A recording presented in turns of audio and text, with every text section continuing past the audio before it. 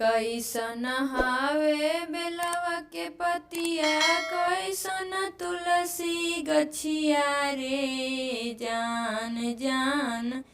कैसन हवे शिवा गुरु के मंदिलिया रे जान जान। कैसन हवे शिवा गुरु के मंदिलिया रे जान।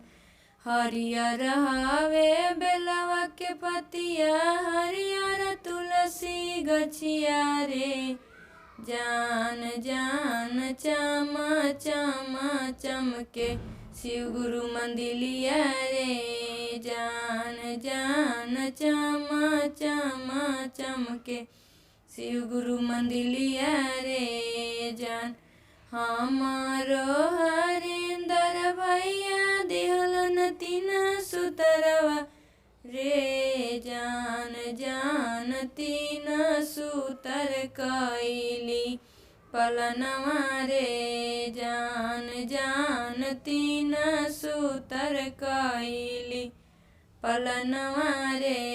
पहिला में दया मंगिहा, दूसरा में चर्चा रे जान जान। तीसरा में नमन परनमवा रे जान जान। तीसरा में नमन परनमवा रे जान। दया से फल पैबा, चर्चा से ज्ञानवा रे जान जान। नमन से रहबा कल्याणवा रे जान जान। नमन से रहबा कल्याणवा रे जान। बाबा हैं भोले भाले, जटों के बाल काले, गले में नाग डाले हैं। बाबा हैं भोले भाले, जटों के बाल काले, गले में नाग डाले हैं।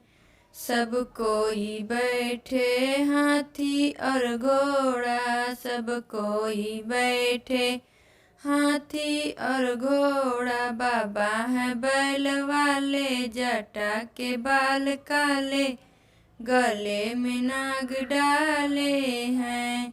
बाबा हैं बैल वाले, जटा के बाल काले, गले में नाग